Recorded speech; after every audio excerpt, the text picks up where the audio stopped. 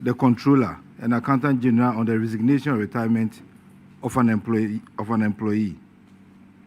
May I find out whether you have been able to recover this amount? Thank you very much, Honorable Chair. Yes, the recommendation has fully been adhered to, and there has been full recovery together with interest that has been paid. And we have the appendices here to confirm that that has been done. Thank you. Please, auditors, can you confirm this to us, please?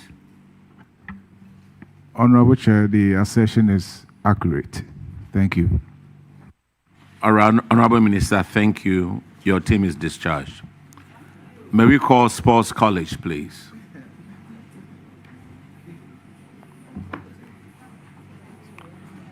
National Sports College.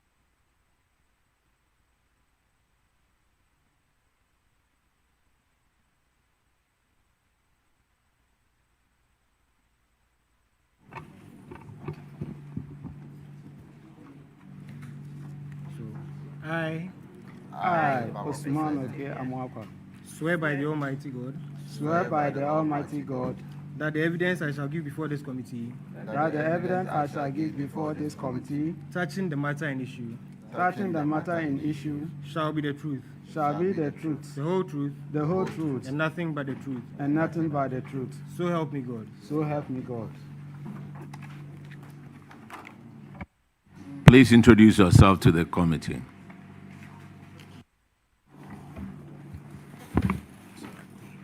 Honorable Chairman, my name is Withholding. I'm the Chief Director for Ministry of Sports and Recreation. Thank you. Honorable Chairman, my name is Bawa Hussein, Acting Director, Winneba Sports College.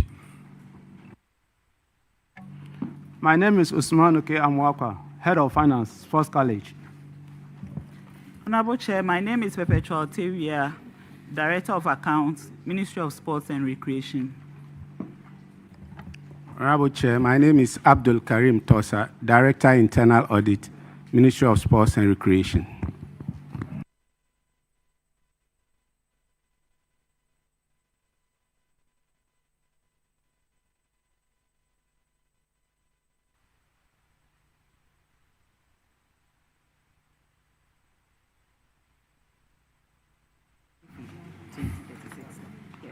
All right. Your infraction.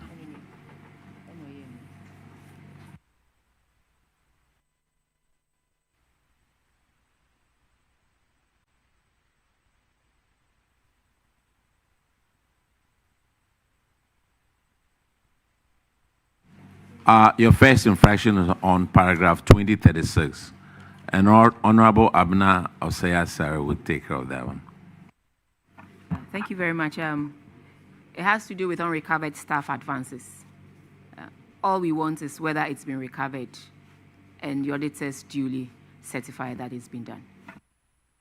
And I'll defer to the Director of the Sports College to answer the question. Honorable Chairman, all that money has been recovered and duly paid to the appropriate quarters. Can the auditors please confirm? Honorable Chair, the amount has been recovered.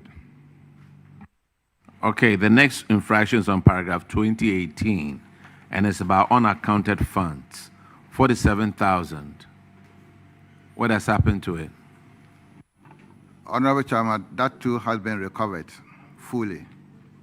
Auditors, could you confirm, please?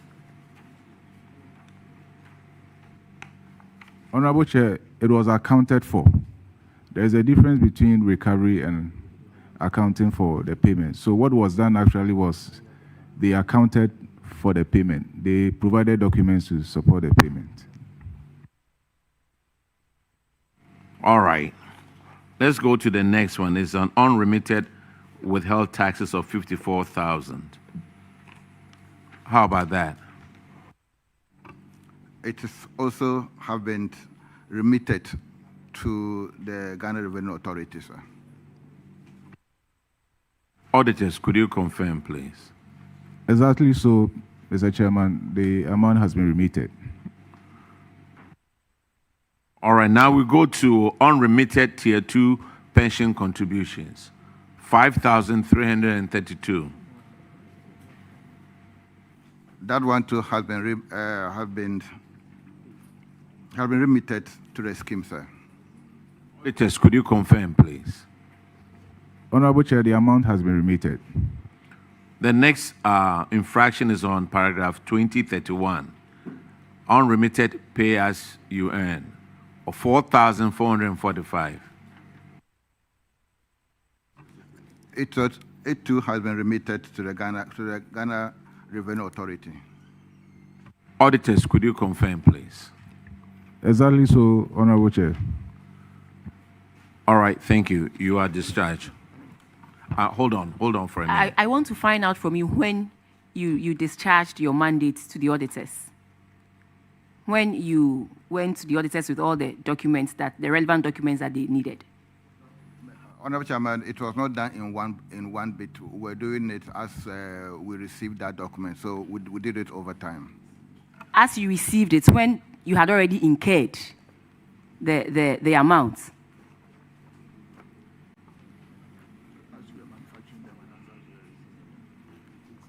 No, we remitted it on the 11th of June, 11th December. 11th December of 2024. And when did they leave your end? No, it was done by the accountant. I'm asking, when did the auditors leave your end? Usually when they come for the audits, they give you some time and then they give you 30 days to also respond to all the queries that they have raised. And I'm asking you why they couldn't finish the auditor with all these documents before that time. You come here, you've done everything right. Is it because you are coming to public accounts that you've done everything right? No, madam. When the auditors came to you, why didn't you do the right thing if you had all these documents? No, madam. Were they manufactured? No. So why didn't you give it to the auditors? We were not there at that time, but when we came and saw the infraction, we started working on the infraction based on improvement on our internal controls. So we came and met there, but we worked so hard to ratify all these infractions. You came in December and then you finished them with the documents in December? No, I went there in October. October 2024? Yes, and the auditors had gone or had left there? Yeah, this audit is June 2023 to July 2024. Yes, I'm aware. Yes. And they had left? Yes, please. As you've told us today, God willing, next year, we hope you wouldn't be cited for these same infractions. And then you come and tell me that you have put internal controls in place and you don't know why it happened the way it did. Thank you. I can show you the chairman. All right, you are discharged. Now let's call Ministry of Interior.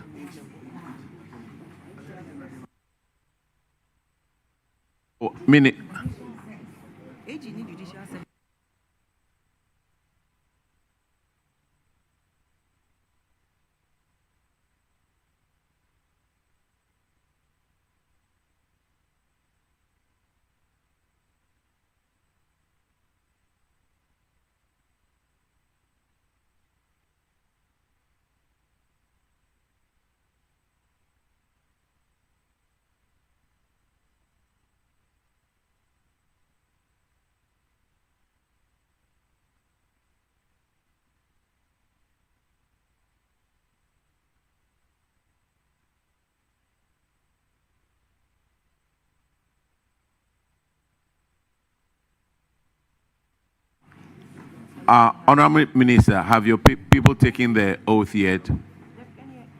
Sorry. Clerk, Could we make sure that they all get sworn, they all take the oath?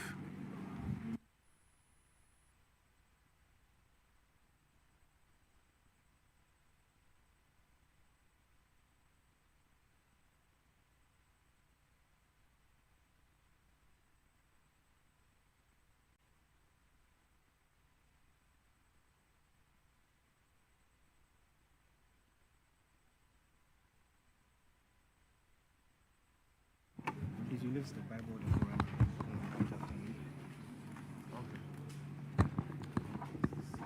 I swear by the Almighty God Swear by the Almighty God that the evidence I shall give before this committee that the evidence I shall give before this committee touching the matter in issue touching the matter in issue shall be the truth, shall be the truth, the whole truth, the whole truth, and nothing but the truth. nothing but the truth. So help me God. So help me God.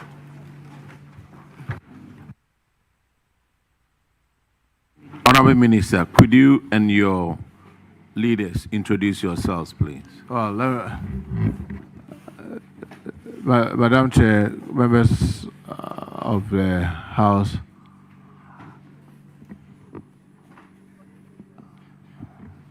yes, I'm Muntaka Mubarak, the Minister for Interior. To my extreme left is Dr. Koyon, the... Could you let them introduce themselves, please? Oh, okay. So maybe we'll start from the extreme left. My name is Dr. Bikanyi Kuyon, Director General NADMO. Honorable Chair,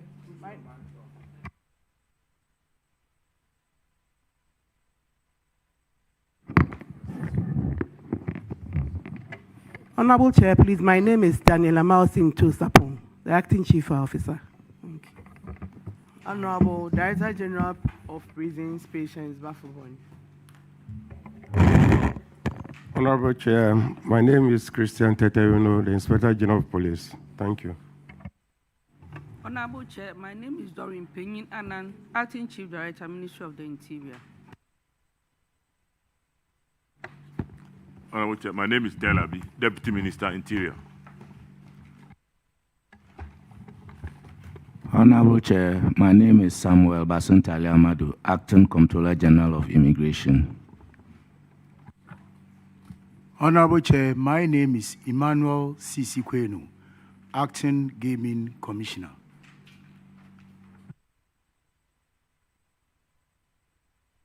Thank you very much, Honorable Minister, and your delegation. Your first infraction is on paragraph 1817, and it's under Ghana Gaming Commission of Ghana. Yes, the commissioner is here, and then he will provide answers, and then when there's a need for me to do the filling, then I'll come in. Thank you very much. Honorable Akwesi Kunedo will handle that one, please. Thank you, Chairman. Mr. Welcome. This has to do with an investment you made in 2019 with the SIC FSL, Financial Services Limited, to the tune of about 5,165,000 Ghana cedis. And as of now, you've not been able to redeem the principal amount, neither the interest associated with it. And the auditors recommended that you recover this amount. How much of this amount has been recovered? Honorable Chair, when I assumed office, even before the infraction was brought to my notices, I wrote to the SIC Financial Services Limited, demanding payment for the investment that we made. They wrote back saying that their investments have been escrowed at the Ministry of Finance, and that in the letter that they even wrote to me, they asked for my assistance to retrieve it. I wrote back to, I've written 2 times. I've also met with them together with the Audit Committee of the Gaming Commission, asking them that the amount is very significant and that we need to recover it for other purposes for the Gaming Commission. Up to now, they haven't done much. They are a government institution, we're a government institution. So I wrote to my minister soliciting his view on it. And I was advised to write to the Attorney General's office to seek advice on how to recover that amount. Sir, did you say they said their investment has been escrowed at the Ministry of Finance? Yeah, that's what they are or saying. Or they were seeking support from the Ministry of Finance? Yeah, they are saying that, following the bank, following the collapse of the banking institutions, the collapse of some banking institutions or some investment institutions, they were affected. Therefore, they are unable to pay the money back to the Gaming Commission. They said they have written to the Ministry of Finance for them to release the funds for them to pay us. But up to now, they haven't received anything from the Ministry of Finance. Do you have a copy of the letter you wrote and the response that they brought you? Yes, please. Has that been shown to the auditors? I've given it to the auditors. When?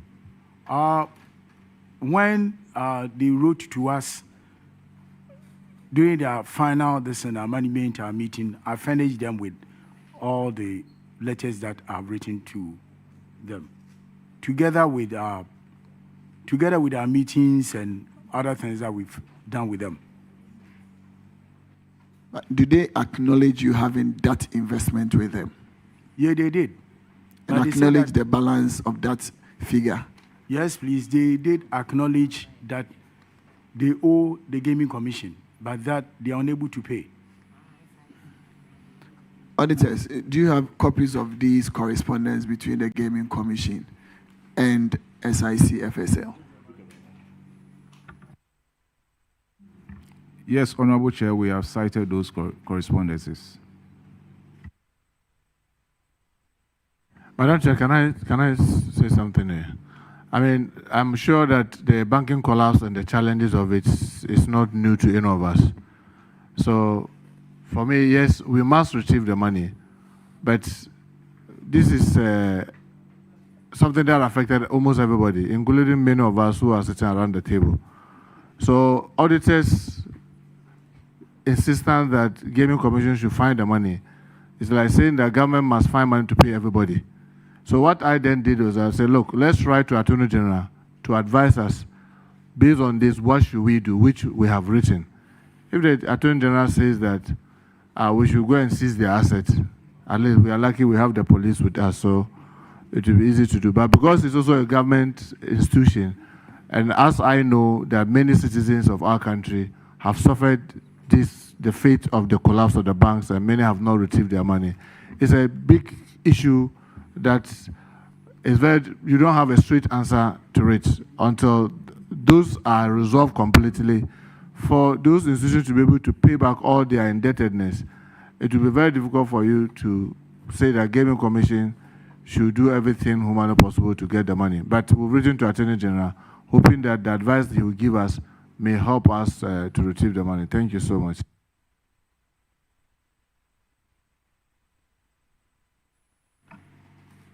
Minister, I'm glad you said you've written to the AG, the Attorney General.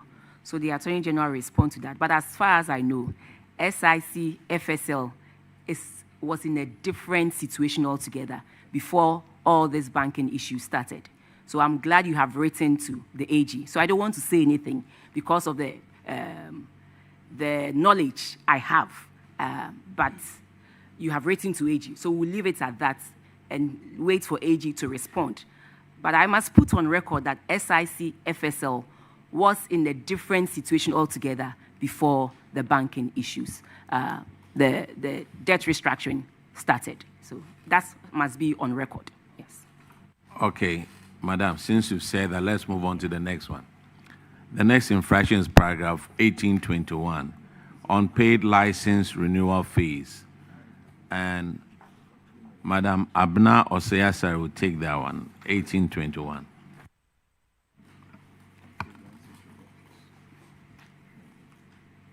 Gaming Commission, what is the process that one needs to take to renew license for the work they do? as in those betting companies, the gaming operators, what is the process that they have to go through? Gaming operators, when their license lapses, what they do is that they notify the Gaming Commission. We even do the notification first, 3 months prior to the expiration of their license. And then we ask them to come and renew.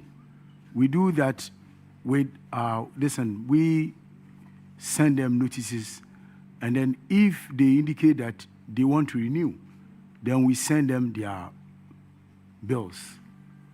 And then they do come and then renew. That is the normal processes, if they satisfy all requirements. So that if they are operating and they haven't renewed, must it be the auditor's business to come and point it out to you that their licenses have expired and they need to renew them? No, please. And so why did we allow more than about 26 gaming operators to operate with expired licenses to the tune of 14 million Ghana cedis? Madam Chair, I'll come in. The infractions dates back from 2023. It wasn't even 2024 alone, 2023. Respectfully, when we come here, we don't care when the infraction began. I know, Ours but is to make sure, please hold on. Ours is to make sure that you have been cited for a particular infraction. What have you done about it? Okay, that is how we go about it. Okay, I'm going to address that. So go straight to that. When we got the infraction of 14 million plus, what we did was that we realized that we need to do a reconciliation with the auditors. We did that. So we found out that the money wasn't actually 14. It was 9-point-something million. Following that, we have sent out demand notices, and 6.7 million cedis have been recovered, leaving a balance of 2.8 million. We're still pursuing them. Out of the number, the 29, about 5 of them have ceased operations, but we will recover the 2.8 million outstanding before the end of this year. That's an assurance from me. You have done all this, and this is what you have to tell us, not whether you were not here and it did not happen under your watch. When you take up a responsibility, you inherit both the liability and the assets. And so, sir, I want to find out from you if currently there are some who are operating without renewing their license. Currently, there are some out of the 5 that you said they have halted their business and they are no more operating. How about those who are still operating? Do we still have some who are yet to renew their licenses? We have pursued them. And yes or no first, please. No. No. So all those operating are operating with a renewed license. Yes, currently, please. as we speak. Yes, Chair. Okay. Auditors, can you please confirm the amount they have retrieved, what is outstanding, and whether you indeed had a reconciliation with them and reduced the amount from 40 million to 9 million? Yes, Honorable Chair, we did a reconciliation with them. The amount was revised to 9,557,052 cedis, 0.73. Then what has actually been recovered is 6,728,540 cedis, 0.03. So what we have outstanding is the difference between the 9 million and the 6.78 million. I can do that calculation and give it to you. Oh, no, that's about 2.3, so that's fine. All right, so 2.8 million. Okay. So, sir, when should we expect you to clear the 2.8? Yes, ma'am. Yes, Madam Chair, respectfully, I agree with you that governance is continuous. But, I mean, you and I have been in this house for long. I think we may have to amend our laws to hold the specific persons who are there to come and answer. Why am I saying this? This is an infraction 2020-2024. someone was sitting there and acted irresponsibly. Minister, Sorry, you Chair, could have let me brought finish. them. Let me finish. It's given, it's there. So you could have asked them to no, come. the person is no longer in office. Yes, but you could have asked them to come. But because it's If you not, had written to them and you shown us proof that you have written to them, yes. unless we unless we are going to be arresting people and dragging them here. Because I can tell you that in this case, when some of them came, I asked that, can you call, I know the next one, for example, that has to do with somebody who went on scholarship or something. I know it will come. And we are asking that, can you get the CEO to answer? I mean, some of the tricky answer is, look, you inherited the place, both the assets and the liability, deal with the liability. He came to office in February, and with 3 months, he was able to retrieve that money. Someone was there, he was giving the management notice showing this infraction. He sat throughout that period. He never retrieved a dime. Yet now 5 of the companies are what do you call it, have gone defunct. And the amount of money in their name, madam, it is better we tell the committee the truth. Those companies, that amount of money in their name cannot be retrieved because they are no longer in existence. Our effort is that even if they have changed their name or if they haven't changed business, we'll try and pursue them. But so long as those companies are defunct, those monies that are in their name cannot be retrieved. So I've told them yesterday, you better do the arithmetic, identify the 5 that are defunct, and be able to tell the auditors that this one, they are no longer in existence. So therefore, you better treat it as bad debt rather than give some false hope that I'll go and retrieve it, because you will not be able to retrieve that money because they are no longer in existence. So I think that that's clear. But when they do those reconciliation with the auditors, those that are still in operation, we can assure you that we'll do everything to retrieve the amount. But we'll not be able to tell how much it is because they have to do the reconciliation with the auditors. Thank you. Thank you very much, Minister. Minister, the person in charge said he gave us a year. He said he end of the year or so. Did you say you are going to finish the 2.8 end of the year? Yeah, I did say that, but did you say that yes or no? Yes. Okay, that's okay. Minister, this is not the first time. Unfortunately, Chair, with a greater respect, you see, some of them don't know what parliamentary practice is. You come to a committee of parliament and you say, by the end of the year, I'm going to retrieve my money. At the end of the year, you don't come giving excuses. Maybe he has forgotten the lesson I gave him yesterday. I told him that when you come to the committee of parliament, you tell them the full of your truth. That's the oath you just saw. Those 5 that are collapsed, you cannot retrieve that money. And that money is part of the 2.8.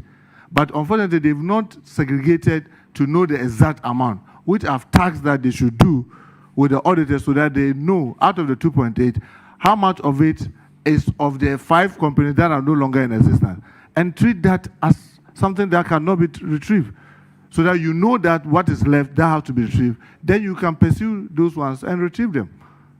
Thank you very much, Minister. For that, there's a process, and they know the process. If they find out from the auditors, they will tell them how to write off these things. You do the process, it comes to Parliament, and then Parliament gives you that permission to write off a public debt or a public amount that is sitting in your books. So that process, work with the auditors. If clearly there's no way you can trace these 5 companies, they don't have any assets that you can rely on, you go through the process with the guidance of the auditors and your minister. I believe you can get it to Parliament, and then Parliament can write it off. But like the minister said, you tell us the whole truth and nothing but the truth. And so that when we are also putting it into our reports, we know that what we are sending to the floor of Parliament for debate is the truth and nothing but the truth. But I must say that you have done well, because you had a debt of 9 million and you have been able to reduce it to less than 3 million. And so clearly I was going to commend you for that. But the way you started that I came in 20, it was in 2023, that was a no-go area. But I must say that you have done very well, because within a short period of time, you have been able to reduce the debt by more than 70%. And so keep it up. But my issue is this. As you are there, make sure you don't build up on license renewal moving forward. As you are there, make sure you don't build up on license renewal. We want, the next time the auditors come, we don't want any unpaid license renewal in your books, because I can see that you know how to take money from people. So use that use that gift that you have to make sure you retrieve anything that belongs to the Gaming Commission. On this note, I'll end here. Thank you. Madam Chair, can I just add this? I mean, we've been trying to digitalize almost all the services under the ministry. And I'm very hopeful that maybe by the course of the year, working with the GRA, will be done with that of Gaming Commission, so that when your license expires, we'll take you off. So we may not even have this issue, but your, advice is well taken. Thank you so much.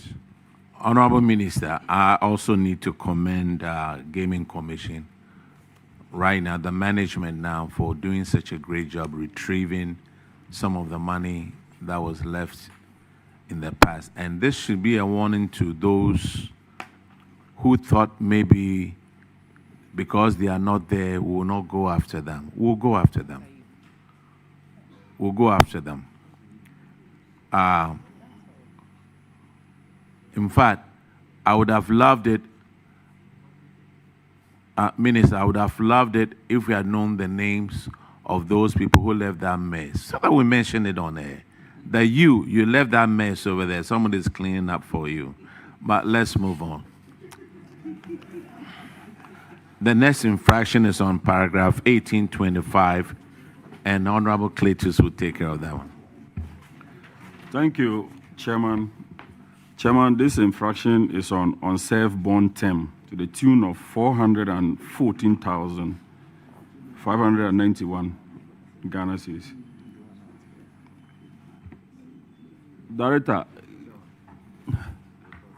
Director, one Moses Tei Mensah, who went on steady leave with paid and was supposed to serve the Gaming Commission, resigned immediately after his studies on the 30th of January 2025 without serving the 3 years bond, and also failed to pay the compensation extended to him during the study leave with pay period, calculated to be the amount I mentioned earlier, including interest. Where is Mr. Mensah? Honorable Chair, I have written severally to Moses Tei Mensah. I've finished my correspondence that I've had with him to the committee, and then demanding our payment. You know, he responds back saying that he is still pursuing another master's degree program. So I said that in order for me to believe what he's saying, he said that he has finished one master's degree program in financial analytics. So I said, okay, let me know the school that you went in the US. Let me even have the transcripts. Up to now, he has never provided any of such. And then he keeps on tossing the Gaming Commission up and down. So I had a discussion with the minister, and the minister asked me to write to the Attorney General's office for advice.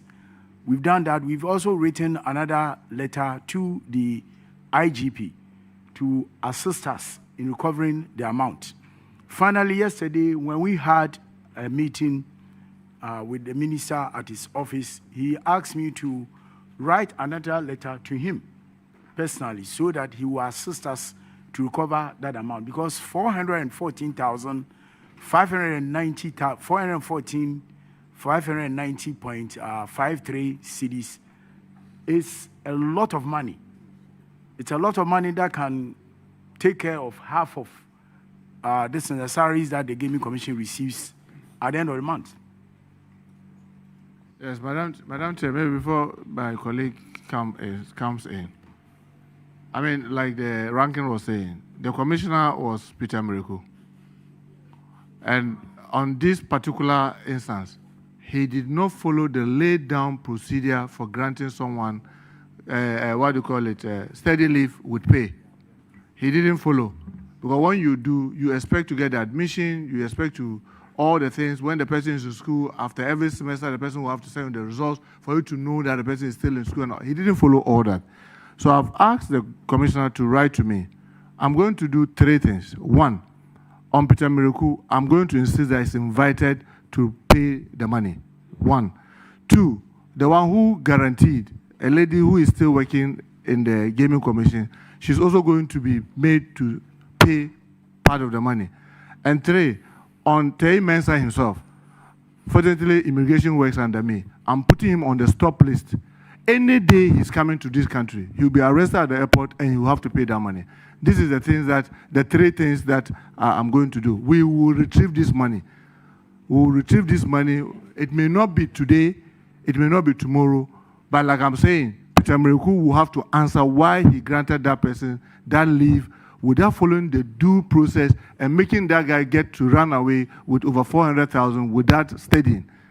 The one who guaranteed, if you are guaranteeing for someone, you should know the trustworthiness of that person before you do the guarantee. And for him, who thinks that he's out of the country, then he may have to stay there forever, because any day he's coming, he's going to be on our stop list and he'll be arrested at the airport, and we will make sure that he will pay that money with the interest. Thank you so much. Honorable Minister. Thank you. Thank you, Minister. Let me also add this. The former, that's Miracle, was a chief executive there. The commissioner. The commissioner. You see, this man resigned on the 30th of January, and he even supervised that. He brought resignation letter and he took. I mean, someone is on steady leave would pay, and the person did not serve his bond, and you took his resignation letter on the 30th of January. So I'm adding to what Minister said, that he actually deserved to be punished. He shouldn't go away with this. Thank you. Honorable colleague, I was going to make a ruling on it. Minister, you've made my job easy. Whatever you said is my ruling on it. Auditors, take note. And you said it's Mr. Miracle, right? Who was the commissioner at that time. He needs to hurry up and come and pay this money, because he needs to know that he was working with Ministry of Interior. IGP is here. Do I need to go anywhere? And the head of the prisons is also here. Thank you very much, Honorable Minister. Mr. Chairman, by this, then I think we should extend to the 1,001 people who had also done same at the Ministry of Health. Minister, maybe when there's a reshuffle and they want to send you anywhere, they should send you to Ministry of Health. you bring some. Please, my people don't want me to be. My people don't want me to go anywhere. Oh, we had 1,001 of unserved bonds from the Ministry of Health. And so if we are all going to take some drastic measures like this, I believe it will go a long way to stop this, because there are people, genuine people, who will go and come back. But when we do this, we sort of place a stop on genuine people who want to go steady and then come back. So I believe that if we put some sanctions or punitive measures like this, it will serve as a deterrent to people who sign bonds, they go, they run away, receive salaries, and don't come back. Thank you. Chairman, with your kind permission, auditors, I'm a bit curious about paragraph 1826, when it says he came back to resign, and you wrote that in the report. Does it mean you cited a resignation letter from him? Yes, Honorable Chair. And it was received by the commission? We cited the letter of resignation as to how he submitted it, whether physically or through the internet, but we cited the letter. Yeah. Thank you. Mr. Chair, I have an explanation for it. He resigned a day after I have resumed office. So he just, and so that is the reason why you have it. So I've given it to the auditors. Sir, we'll get him. Don't worry. The next infraction is on paragraph 1829, and that is Ghana Police Service, Bono East Region. Gaming Commission, you are discharged, please. We came together, we'll have to go together. So it's okay. Almost all those infractions are sitting around, so we are not short of seats. Abandoned infrastructure at our Techiman. and the amount on it is 1.6 million. What has happened to this project now? Honorable Chair, yes, this is among a lot of other projects that are still in the abandoned stage. And so that the police administration has taken note of this and then say that we are waiting funds from the Ministry of Finance so that we can be able to tackle most of these projects which are still in the abandoned stage. This is not the only project. There are a lot of other projects in the same stage. Thank you.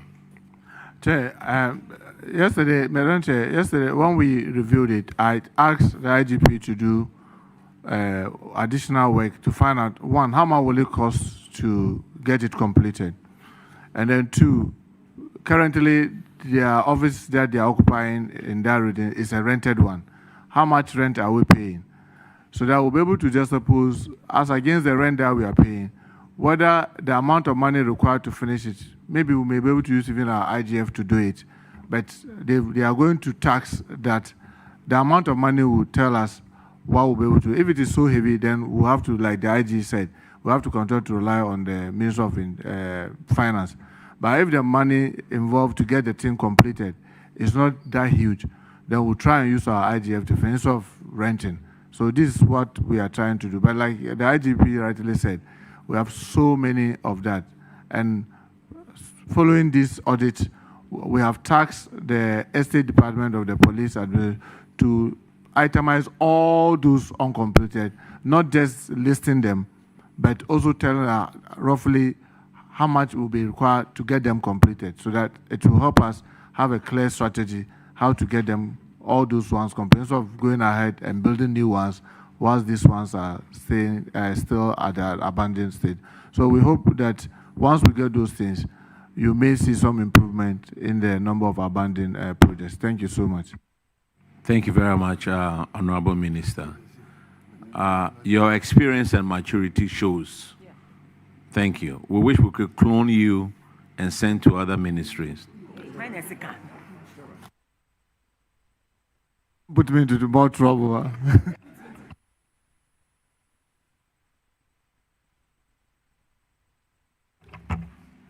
Thank you, Chairman. I think I'm a bit curious about the mode in which this particular property was acquired, through auction. And I think that's straight knowledge that properties acquired through such means, auction, may be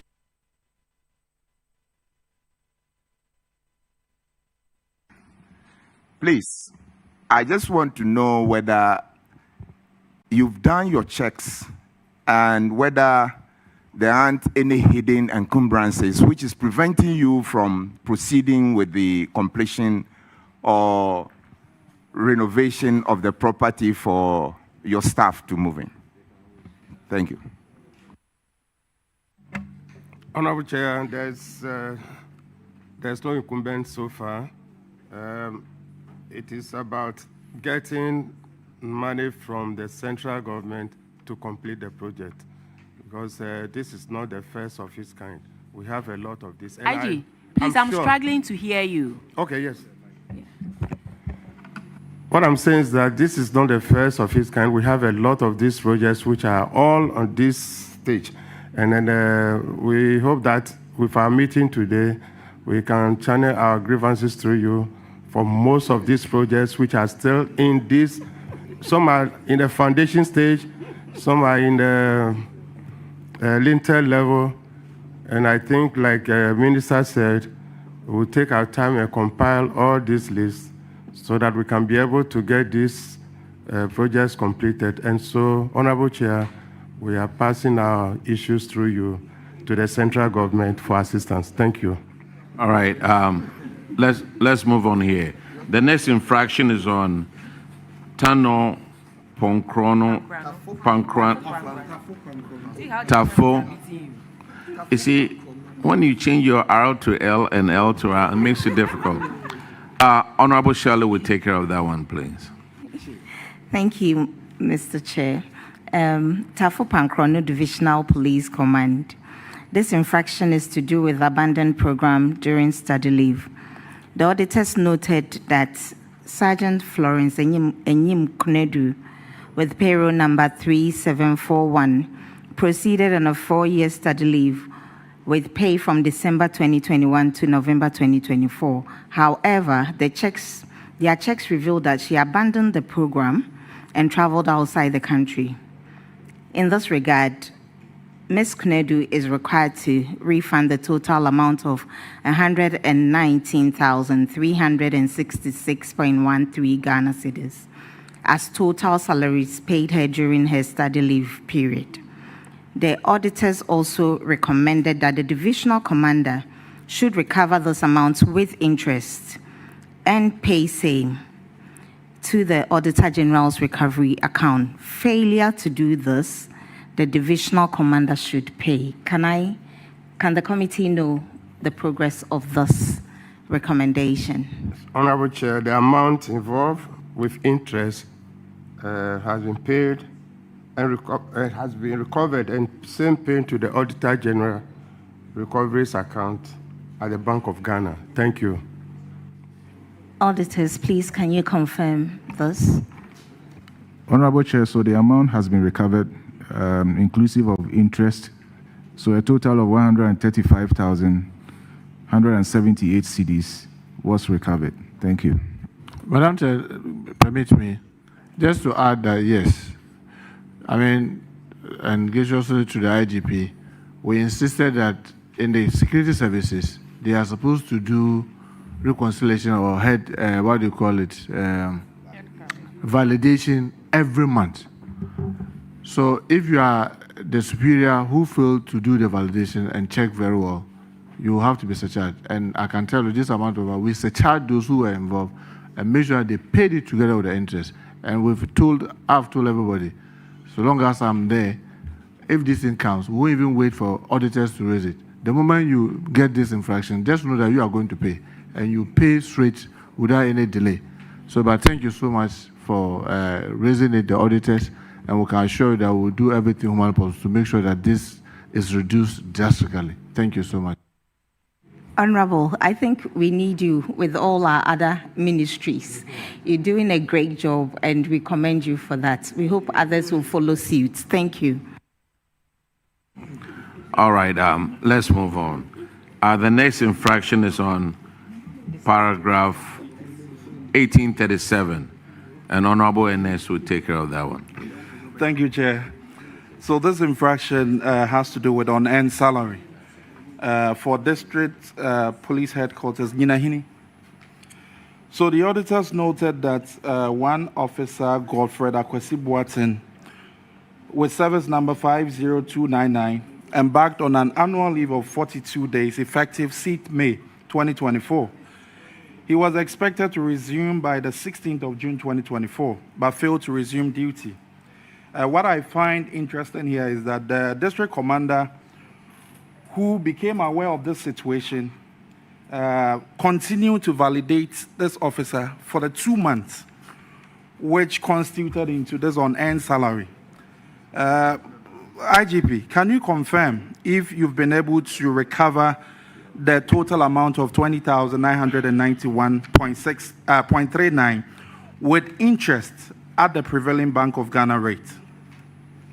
Honorable Chair, the amount involved with interest has been paid, recovered, and same paid into the Auditor General recoveries account at the Bank of Ghana, and the total amount involved now was 23,178. Thank you. Auditors, can you confirm? Honorable Chair, the assertion is accurate. So I think, Mr. Chair, this falls in line with the directive from the minister. And I think Madam Chair, if you permit me, there was one bit I forgot to mention. And now, with the help of the IGP and POMAC, we are even agreeing that if you are a service commander and you supervise this, you may be hearing complaint. When the time for your promotion comes, we will use all this against you to delay it. So you sit and supervise wrong things happening. So don't come knocking our door that it's time for promotion. You should suffer not only the repayment, but even when it comes to promotion, yours should be delayed to serve as a further deterrent for people to be up and doing the validation. So we can assure you that we are working so hard to make sure that these things are no longer within the service. Thank you so much. Thank you very much, Honorable Minister. The next infraction is on paragraph 1841. And Duke Amwakwata Oforiata. Hey, you've taken all the names. We'll take care of it. Thank you, Mr. Chairman. Payment, the infraction is payment without official receipts to the tune of 33,040 cedis, relating to 5 payment vouchers of the Buakwa Divisional Police Command. The auditors recommended that the divisional commander should recover the total amount of 33,040 cedis from the divisional paymaster and same paid into the Auditor General's recoveries account at the Bank of Ghana, failing which the divisional commander should pay. Please, I'd like to ask, what is the status of this recovery? Honorable Chair, in terms of the time when the internal auditors were doing their work, some of the documents were inadvertently removed from the payment vouchers, hence the audit query. The official receipts concerned have been subsequently retrieved, submitted, and verified by the auditors. And so there's an attachment of all the payments, the attachments for the 5 companies that these monies were paid with to. So everything has been recovered. Thank you. Auditors, can you please confirm? Honorable Chair, those receipts were subsequently presented to us and we have verified them. So the matter is resolved. Thank you. Madam Chair, can I say something here? One thing that we noticed with the auditors, when they write the management, report, I know by law they are supposed to give within a month a response. Because we operate a command and control structure. So sometimes you may write, then they have to pass through the IG and go down. So it takes a little time. Because this one, for example, I'm very sure if it has gotten to the officers involved in good time, all the attachments were there. They will have received it. But because of the route, that's why it delayed and it went. So I will be grateful if maybe with the security agencies, the auditors can find a way of working together to make sure within that 1 month, the thing travels the path and get to its destination. We may be able to avoid some of this because there was no any infraction because just the attachment went off, but it's been submitted as they said. Thank you so much. All right. The next question is on paragraph 1843. And Honorable Ella Plim will take care of that one. Thank you, Mr. Chair. This infraction is illegal possession of firearms by civilians. Contrary to the above stated provision, we reviewed that the firearms license and noted that 606 firearms were illegally possessed by civilians since the licenses had expired and had not been renewed, thereby rendering their possessions and use unlawful. We obtained the 606 illegal possession of firearms from the licenses issued from the general counterpole receipts to holders of firearms. Details are below. What is the status of these infractions? Thank you. Honorable Chair, the division has compiled a database of all licensed gun holders as recommended by the audit team. And so now what we are doing now is we are sensitizing people who are in possession of guns and then they have licenses and then when the license expired, they don't go to renew as expected. So this thing is now ongoing. We are getting the list of all so that when even the time comes, the police will call you to come and renew your license. So this exercise is ongoing now. Thank you very much. IG, please, I want to find out, what is the process that one will have to go through to register a gun? Yes, to register a gun means that you have to be given the license or the permit to possess a gun through this firearms registry. So when you have this gun, you are given the permit to be in possession, just like how you get driver's license permit. So you have it for a period of 1 year. And so after a year, you have to go back and then renew your license. But the problem we have is that people don't actually go straight to go and renew their licenses until something happens with the gun before police gets to know that such a license holder has not renewed. Is the process straightforward? You know, sometimes people are reluctant to do some of these things because of the heckling, the pressures. So is the process straightforward that I have to go to this office, I show, just like you're going to get a driver's license, you go through the test, your eye, and so is the process given, and is the process that straightforward? Yes, one of the easiest license or renewals to possess is the possession of the renewal of your gun license. It doesn't take you more than 30 minutes to go to this office, firearms office, and immediately they check all the records, and then the license is renewed. That one doesn't take time at all. It's one of the easiest way to possess and then renew your license or your permit to possess firearms. Thank you very much. Madam Chair, can I also help here? One of the challenges that we have is that everything is manual. Everything that they do is manual. So, for example, you want to possess a sidearm. You write to the Minister for the Interior. I minute it to the NIB, that's the National Investigative Bureau, or the CID. They will do a background check on the chair and see, oh, what does she do? She's a member of parliament. Is she a threat to the public if she holds this gun? They will do all that check, and then they will advise the minister that, oh, upon our checks, we think that she qualifies to have it. But because then now you go to the CID office, they will take your fingerprint, they will record all those things, and then you pay the necessary fees, and then they grant you the license. The interesting thing that a lot of people don't know is that you may take your license in November. In December, it expires. It's not that for 1 year means until next year, November. The law is such that January, every license that you have, even if you held it, if you had it 30th December, January 1st, it expires. You have to renew it. But because all these things are manual, even, is it like driverless, I don't know, DVLA, whether they have computerized their things and now they may have our numbers so that they can send bulk messages to us. So it's like trying to get everybody who has a vehicle to come and renew his roadworthiness. If it is not computerized, it becomes a daunting task. So these 606 that they are talking about, they are scattered across the country. And trying to reach them, I mean, within a year, people might have even changed address and what have you. But what are we doing to mitigate this? We are currently working on digitalizing, like I mentioned earlier, almost every services in the ministry. In fact, we are almost at the tail end of it. We are very hopeful by November, December, it should come on board. So this is what's going to happen.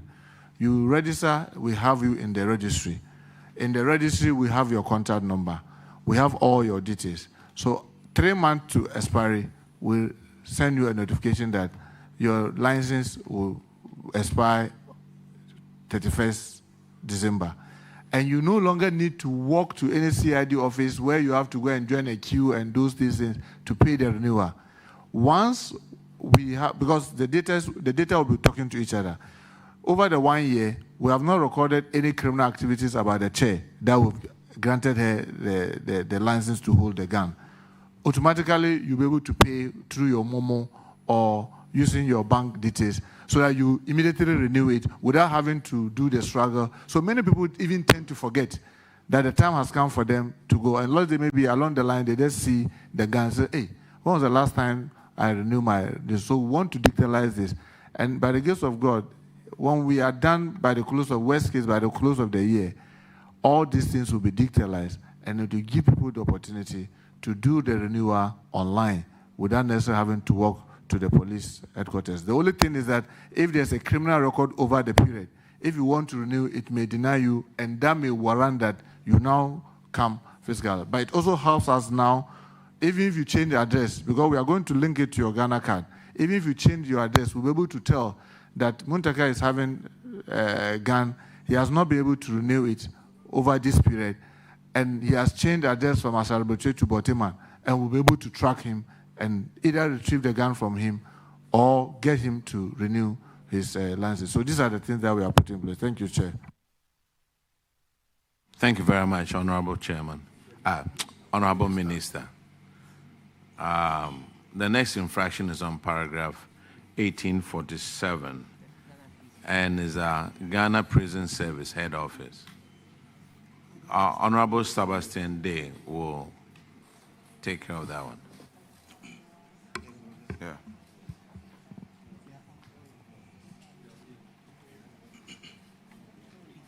Yeah. Thank you, Chairman.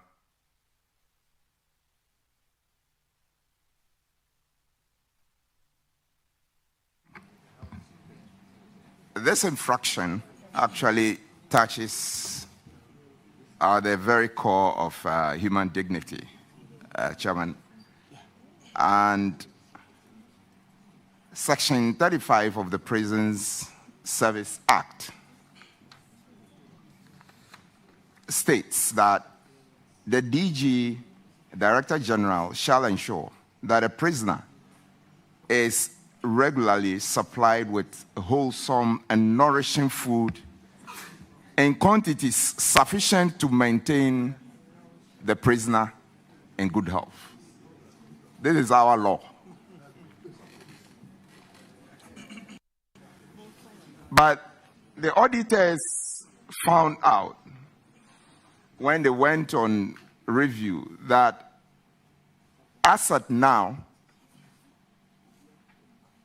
1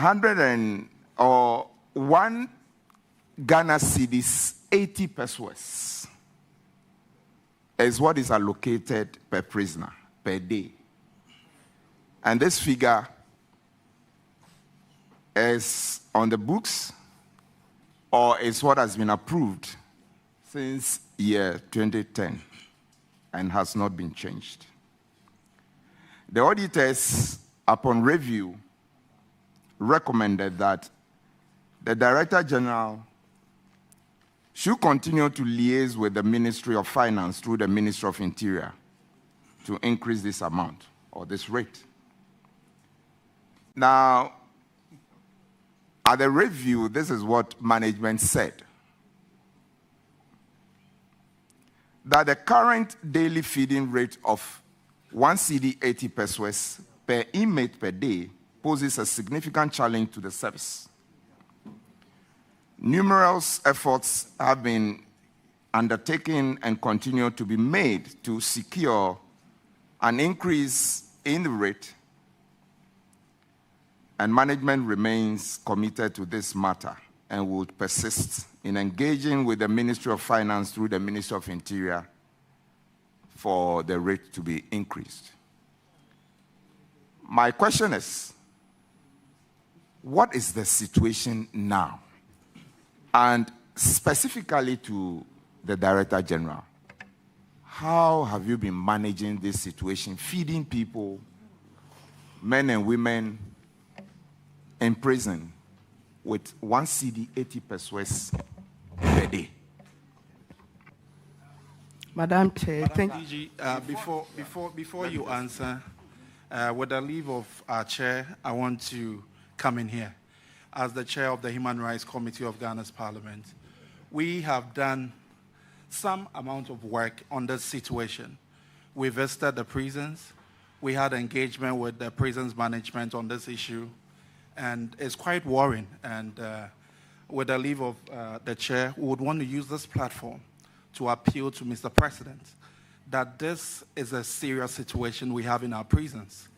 The minimum prison rules, the Mandela Rule 22.1 talks about it. And We have engaged extensively with the Defense and Interior Committee, which is also pushing the Interior Minister on ways that we can improve this. Because there was this statement I read on the floor a few months ago, and you consider even the school feeding program we have currently. A school child is given 2 Ghana cedis a day. And 2 Ghana cedi 50 pesos. And our prisoners are given only 1 cedi 80 pesos a day. This is 3 square meals. I can say 6 Ghana cedis in the morning, 6 Ghana cedis in the afternoon, 60 pesos in the morning, 60 in the afternoon, and 65 in the evening. And this is woefully inadequate. And Mr. Minister, with all the steps you have taken at your agencies, we are calling that in the next budget for November, some action should be taken. We called on Mr. Speaker to intervene in this. We called for even a minimum 5 Ghana cedi for a start. This 1.8 cedis was in 2010, 15 years ago. This is not about MPP, this is not about NDC. We are calling for the right thing to be done. The injustice being meted out to our prisoners. Mr. Chair, this is a very serious matter. I have so much interest in it. And before the minister comes, I know some action will come from minister today. We want to use the PSC platform to call for action on this. You say that the reason why I'm coming up is that we want to appeal to Mr. President. Yes. How many presidents have we had since 2010? You see, no, it's very serious because 2010. I'm on the floor now. I'm on the floor now. Please. This is not. If you could let us answer, all this will have been. Thank you. Yes, Thank you very much. Come and I'll support her. Yes. Thank you very much. Many thanks for the opportunity. Since I think this has been recurring in our reports every time, and in these few months, various steps have been taken as enumerated in the status of the implementation. Gladly, we proposed 10 Ghana cedis and were granted 5. And after the consultations, President actually instructed that the amount should be increased to 5 cedis. And that's an amount of 10 million, which was supposed to cover the last quarter of the year, was to be released. But it is yet to be released, even though the approval has been given. And I also want to put on record that reference to the question of how we have managed the 1 cedi 80 pesos. I have to mention that the 1 cedi 80 pesos, in actual fact, is not the amount that is even used to feed the inmates, because the food is supplied by contractors who also take their profit from same. So practically, we are feeding 1 cedi. And so as a directorate, we have come together to bring about a project we call the Director General Kitchen Support Project. And in that project, all prison facilities across the country are supposed to have gardens, a small fish pond, a poultry or something related to animal husbandry, which is supposed to support same. Once in a while, the churches have also supported. And so we are feeding beyond 10 cedis. And it is through ingenuity. With the approval from the president, I think now, even as we speak, our budget for 2026 is capturing the 5 cedis. What we need now is the amount to be released for this last quarter. And efforts are being made to get the money into our accounts, and then a formal communication to that effect. As a directorate, we find this very serious, because once the feeding regime is wrong, it has a rippling effect on health and every other thing. So we are so passionate about it. We are working assiduously to ensure the rules change. And we are also hopeful that the 5 CDs will be increased in the course of 2026 to reflect the feeding regime for an adult, a disgruntled adult, an angry adult behind the walls. And we also have to note on this platform that of all the things that have given cause for inmates to riot is food. And so we do everything within our walls to ensure that as much as it is possible, we are containing the inmates without the riots. Because if there is any riot, the poor prison officer becomes the first point of attack before any intervention. So whilst I have this platform, I also want to say that beyond the feeding, there are a lot of challenges. And if we want to have serious public safety in this country, we have to prioritize the needs of prisoners. Because they are part of us, they will be with us, and we don't know who next is going to be our guest. Thank you very much. Well, Madam Chair, let me just add very briefly, if you permit me. Put your mic. Can you put your mic? Madam Chair, if you permit me. But that was a very good submission, Madam. Yes. I'm proud of you. When I sat around this same table during the vetting, I raised this very passionately. And then since I went to the ministry, I've pursued it with all the energy in me. And I'm grateful the Lord has been so merciful to us, and we thank His Excellency and the team for at least listening to us. And like Director General rightly said, in fact, they agreed to do the 5 cities. And I even insisted that, yes, we need something now, even as we await the 5 cities. Fortunately, we've started the budget process, it's in there. By the last quarter, His Excellency approved that 10 million, because it was going to take averagely 10 million a quarter. So if you see our next budget, you see there will be, and now we managed to separate it, because what used to happen, I'm sure Madam Chair is very, very familiar, it gets bulked in within the budget of the prisons. So we are not able to see it standing alone, to see how small it is. I've managed to convince my colleague, the finance minister, to let it stand alone. So now you see it when the budget can, it will be standing alone, and you see that prison feeding is standing at 40 million. That's 10 million per quarter. We know that the 5 cities is not adequate, but looking at where we are taking it from, 1 city, 80% to 5 cities, it will be a good start, hoping that we'll build on it. Because like you rightly said, even children who just eat once, we use 2 cities, 50 pesos. Meaning that for adults, even if we are going to use that same rate, it means the minimum should be about 7 cities, 50 pesos. But we proposed 10 cities. We battled out, we were standing at 7 and 8, but you know the budget envelope, they said that they can manage with 5 for now. We are hoping that into 2027, we should be able to even get this even further improved. But like the Director General rightly said, the prison challenges are enormous. And when I visited some of them, I almost broke down, because I thought that they were preparing, you know, in the house when they are preparing to do TZ, they normally match the condo in a kind of water. So I thought that's what they said that's the porridge. I said, no, what is this? They said that's the porridge. And it came to a time that I don't know who brought the idea of 3 meals square, because 3 cannot be square.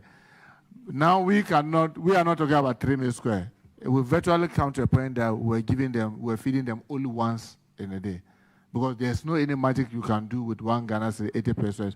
If not, there's water that you are going to give. So it was just once, and that was a danger that we were sitting on. So we tried to decongest by giving amnesty to about 787 first-timers and some few others, totaling about 900 plus, just to decongest the prison. Even with that, the prison congestion has just reduced from 36% to 33%, meaning that there's still congestion. But we believe that if we're able to feed, and some of the other strategies that we are trying to adopt, that's getting prison industrialization, where we set up industries within the prison, where Ministry of Education is supporting us to sign a memorandum of understanding to do furniture, to do the sanitary part, to do uniform. That will help then they get something to do, they make additional income. And then the agriculture, and I must take this opportunity to thank a lot of Nananum across the country. They listen to our plea, and many of them have come forward. Some have given us 100 acres, 200 acres, and we are tilting it together with the Minister of Agric. Minister for Agric is also very supportive with this Feeding Ghana project. We'll partner them, and we are doing all this to help make sure that we produce some of the food ourselves, whilst we use at least the little that is coming from government for feeding, to make sure that at least, if for nothing, once they are there, they should be well fed. That will help us reduce the skin diseases that we see there, a lot of the ailment that we see, all that we hope will come down. But we are happy that at least some progress has been made, and we hope that maybe within the week, the finance minister will make sure that we get the 10 million so that 1st October, we have a start from tomorrow. Thank you so much, Madam Chair. Thank you very much. What, you want to make another statement? No. You appeal to the president. He has listened. You have 5 cities. Now, what else? Thank you, Chair, for indulging me. I would like to commend Minister and the Director. One last thing I want to appeal is the remand block, which is really got into a very good stage. We would like you to intervene and help complete it so that at least the overcrowding at Nsawam, with the capacity of just about 800, now housing almost 3,300, would need your assistance in that regard as well.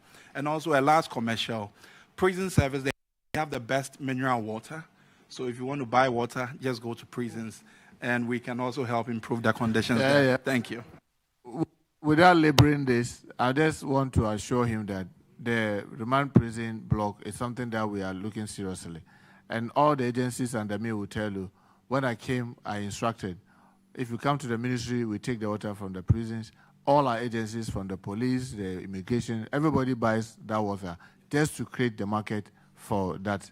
And I've also tasked the Director General to work with the private partners to make sure that we are not making the money for the private people, but we are making money for the prison service. So we are doing a number of things, but because this is just about audit issues, maybe when another opportunity comes for us to talk about what are we doing with the prison, the Director General may elaborate more about some of the things that we are doing to reform the law that governs it. We've made a presentation to the Constitutional Review.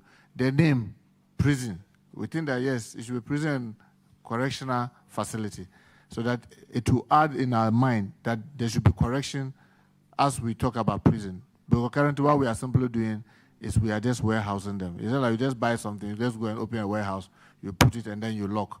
But that should not be the case. It should be correctional. So we thank you so much for the suggestions.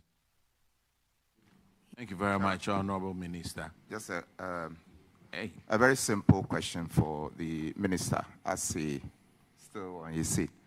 When are you going to do your next mass recruitment? Now that Madam Chair knows, I always have to get Honorable Minister, I will overrule the question. Thank you. Look, all the talking, you didn't tell them that Ankafu Prison is also my constituency. We'll be there. We'll be there. Okay, the next infraction is on the next infraction is on paragraph 1851. That is Immigration Service, your head office. Thank you, Chairman. Yeah. Thank you, Chairman. This has to do with withholding taxes to the tune of 1,272,473 Ghana cedis. Some people supply goods and services, and your organization was supposed to pay withholding taxes to GRA. During the reconciliation, it came out that out of 8,700,000 plus, you paid 7,461,000, living with an amount of 1,272,473 Ghana cedis, 29 pesos. Management also realized that, let me find out, has this money been paid? Thank you. Thank you, Mr. Chair. Yes, there was reconciliation. The 1.272 is not all. Some were exemptions from GRA. It had to do with officers' rent allowance, which is exempted, but it was added to the figure. With the reconciliation, the amount that was left was 159,001.17 cedis, which was duly paid to the GRA. There is evidence to that effect. And in fact, 65,097 cedis was paid but was captured as part of the non-payments. So the amount of 159,001 cedis, 17 pesos, has been duly paid to the GRA. Thank you, Controller. Can the auditors confirm this? Yes, Honorable Chair, we can confirm that the tax exemption amounted to 1,113,472 cedis, and the actual payment was 159,000. Thank you, Controller. Good job done. 1 minute. I just want to find out, don't you pay taxes on your rent? The security agencies are not supposed to pay taxes on their rent. Madam Chair, yes, and there's the evidence we've given them the letter because, I mean, as you may know, this year rent is because of the percentage of salary is sometimes cannot get them the accommodation. So I think the Ministry of Finance worked it out through Parliament to exempt them. So because of that, they don't. Almost all of them, and there's not almost, all of them don't pay tax on their rent. Respectfully, I want the auditors to confirm if, and there's a rule or there's a law that exempts the security agencies from paying Honorable Chair, taxes on rent. they have a letter. This is actually a subsidy, rent subsidy. So it's not part of their monthly salary. So it's that not you an see. exemption, it's a subsidy. Yes. There's a clear difference between an exemption and then a subsidy. You know, you have to teach us financial the terms so that will... Okay, Ghana Immigration Service. You procured some shoes without getting a concurrent approval for it. The recommendation was for the Controller General should initiate the process of implementing the provision under Section 92 of the Public Procurement Act 2003 as amended for the implementation of the sanctions against the officers whose actions occasion that anomaly. Have you done that? Yes, Mr. Chair. In actual fact, the necessary procurements were obtained. The procurement was done in 2022, and the payment done somewhere in 2020. The documentation, the approval from Public Procurement Authority is there. The tender review committee report is there. Everything was done, and the auditors have been furnished with all the documentation. I think it was the question of citing documentation. Where were the documents when the auditors came? I think we have challenges with space. Our headquarters is very, very, very small. So sometimes document preservation is a challenge. So I think within the period of the reconciliation, they obtained the documents. But it wasn't that the procurement was done without the proper organization. The approvals were gotten actually before the procurement, and all the documents were furnished to the auditors, and we have copies. Auditors, have you cited these documents? Yes, Honorable Chair, the documents were subsequently submitted to us. We captured it because it came a bit late, but then we had almost completed a report. But they provided the documents, and we realized that indeed the procurement procedures actually started way back 2022. So, Thank you. Mr. Chair, I mean, let me just say this. It came again, like I rightly said, the time and the command and control, the way it goes. Because this was 2022, and like the comptroller just said, the office space there is really choked. So when the infraction was raised in 2024, to go and get documentation from 2022 to prove that it was properly done, there was that little delay, and that's what caused it. But not because it wasn't there. And I'm sure the auditors just confirmed that they received it. Thank you so much. Honorable Minister, thank you for attending to the committee. And which one? Oh, Mr. Chair, I thought you are my friend. When they decided me, let me. No, you see the way our women are beautifully attired here. They need to speak for people to know the worth that they have in them. So now we have to do fire, so allow us to come to Ghana National Fire Service. That's what I was telling her.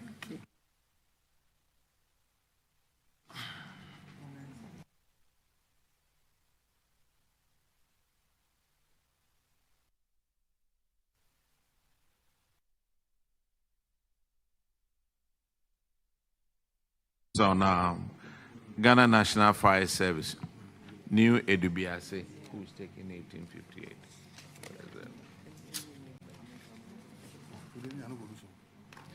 Thank you very much, Chairman. Chairman, this infraction has to do with someone earned salary for 3 individuals to the tune of 16,570 Ghana cedis. And that 2 of them, they said, have been deceased. And I wonder why you verify a deceased person. Yesterday, we saw some individuals being verified for 26 months who were deceased. But they were asked that these amounts be taken from their nest of kins. What recovery have been done out of these 16,000 so far? Thank you very much, Honorable Chair. We did a conciliation with the auditors and realized it was 7,289.1 and not 16,570.60. Honorable Chair, please, the money has been recovered and duly paid to the appropriate quarters. Auditors, can you please confirm this reconciliated figure and the recovery as well? Yes, Honorable Chair, the amount was reconciled down to 7,269, which has been recovered. Okay, Chairman. The next infractions on paragraph 1861, and Honorable Hotoje will take care of that one. Thank you, Mr. Chairman. Mr. Chairman, this infraction has to do with an earned salary.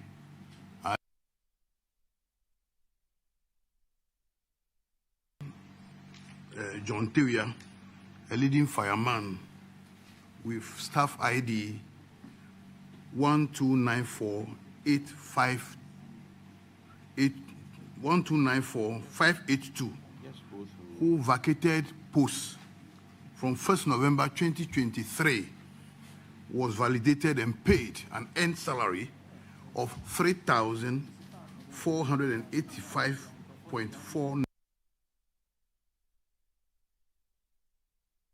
The recommendation of the auditors is that the municipal fire commander must ensure that the affected staff paid back that money with prevailing Bank of Ghana rate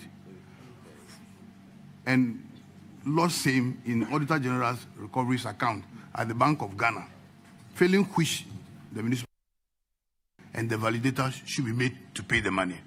What is the current status of this particular issue?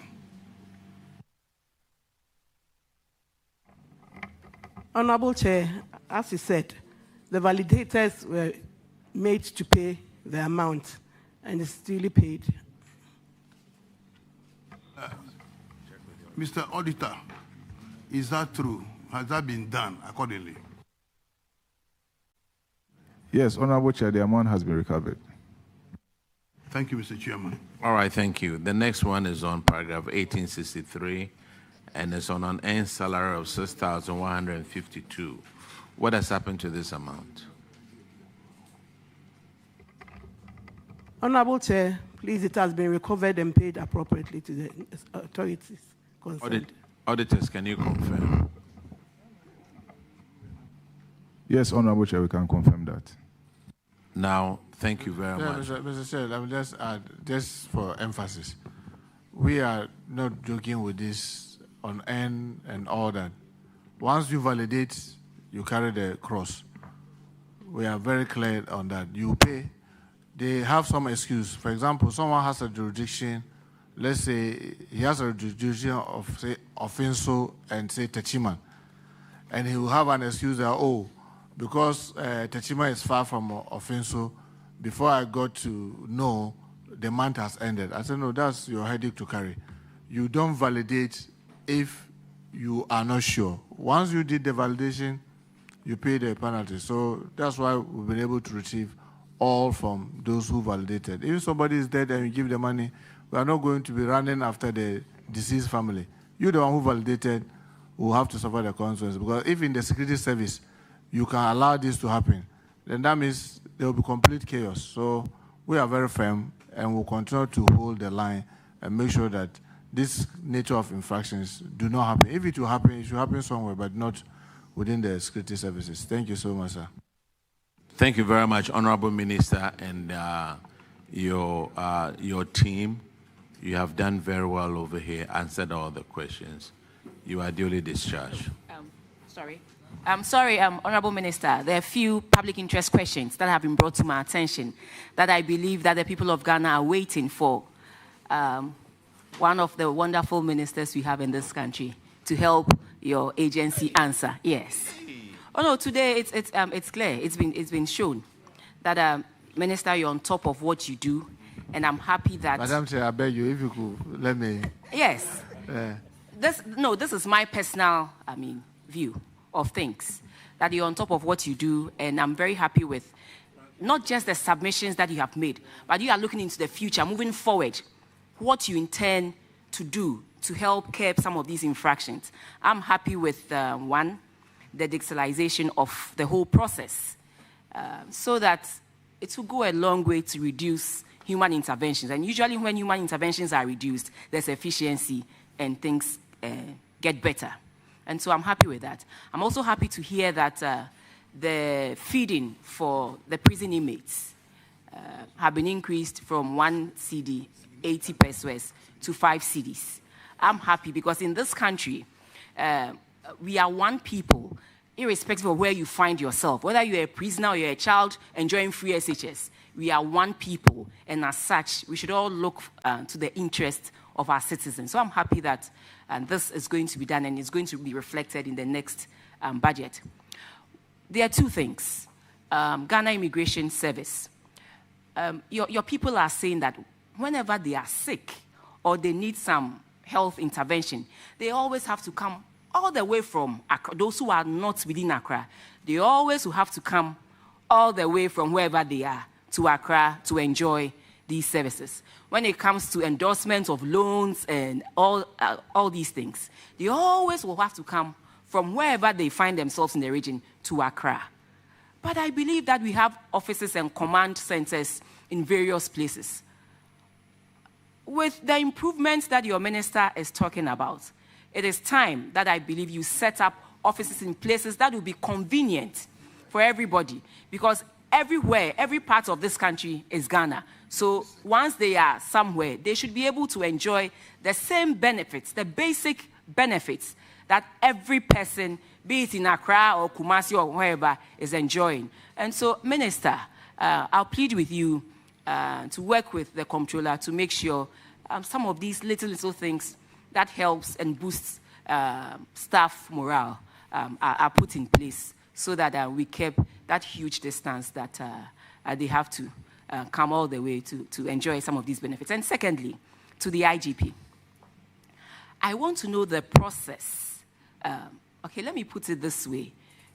If a mob attacks a police station, what should be the response? I wasn't happy when I saw that the Tafo police station had been attacked and a letter had been written that it's being closed down, the staff are being transferred to a different place. Should that be the reaction when a mob attacks a police station? And lastly, in the process of promotion, I believe that there should be fairness. A lot of people complain about the fact that even though they are laid down procedures to go into what you call the college, sometimes they get the feeling that the processes are circumvented and people who are due to go for or to attend what you call the college are not given that opportunity. But I believe that irrespective of whom you know, or who you know, if you have at least attained that minimum, that basic qualification to earn you that place, whether it is Honorable Muntaka, who is the IGP, or it is Mrs. Bafuboni, who is the IGP, you will have to go because that is what the rule says. So if you can take time to explain this to us, we're very grateful. Because today, if I don't do this, the people of Ghana would not be happy with me. So maybe what I'll do is I'll let the commanders respond because some of the issues are not exactly so, then I'll fill in. So maybe we'll start with immigration. Yes, Madam Chair. Regarding loan endorsements, we realize that a lot of the officers take the loan, the next moment he's traveled out of the country, he's not coming back. And the employer guaranteeing means it becomes the liability of the service. So we ask the regional commanders to do due diligence, just like the Unearned. So if they are not sure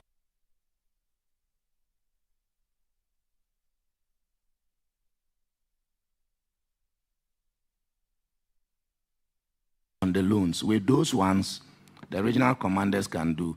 You imagine an employee who is less than 2 years is asking for a loan of 50,000. He hasn't even finished serving probation. These are the challenges. They will not tell you the truth. Most of them really don't qualify for the things they apply for and they are denied. So with regards to the loan, we are realizing we are incurring a lot of liabilities because of people take the loan, he absconds outside the country, never to return. So with that one, the regional commanders are also trying to avoid being held accountable. 2-3 months salary is different from a loan. So that is the challenge. With regards to the medical issue, it's never true. I was a regional commander from Bono region before I came to headquarters. As soon as you are taken ill, especially if it's a serious condition, the service takes over. Headquarters will advance some money to the regional commander or whoever is responsible. If it becomes even critical, we partner with the Air Force, they will airlift you to Accra. We have regional hospitals. They all go and they submit their bills to be paid.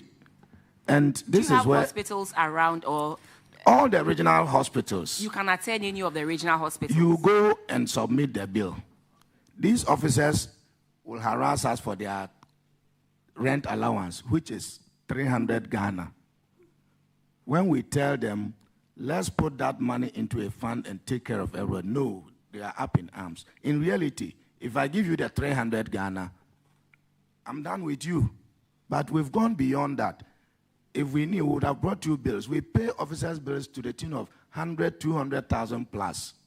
Because we have instituted a welfare fund, a medical fund. Every month we deduct a certain amount from our salaries just to take care of these things. I think what has happened in the past is that it has not been formalized. So I have directed the finance and admin to sign an agreement with all regional hospitals, just like in Accra, we have with Rich Hospital and 37. You go there, you are treated, and the bill is sent to the service to pay. You have it with the St. Joseph's.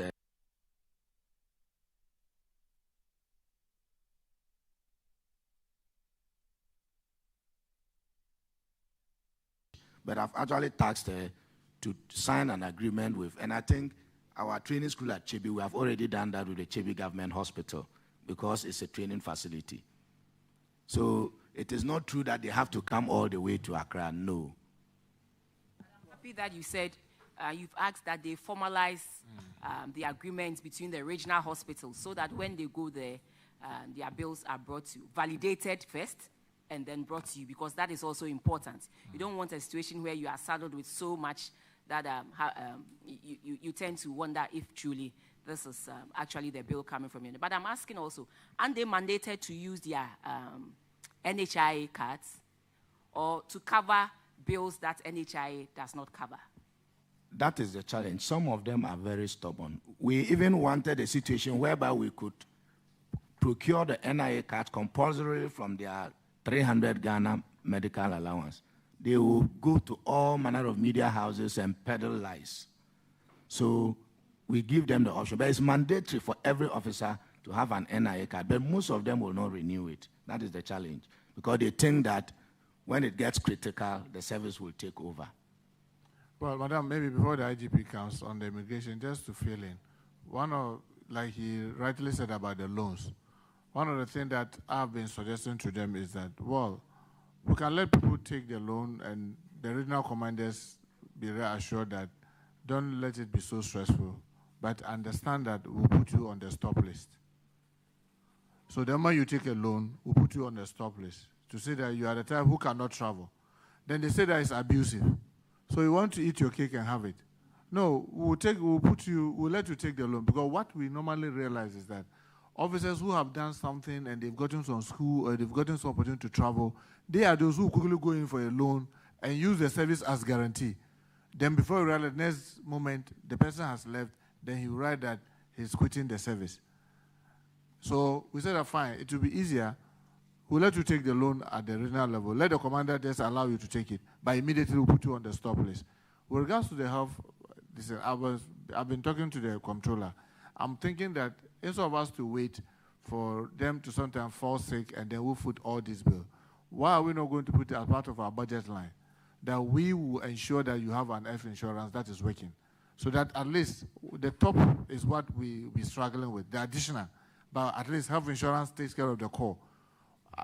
Unfortunately, because immigration is a new institution, just like fire, not like the police has hospital.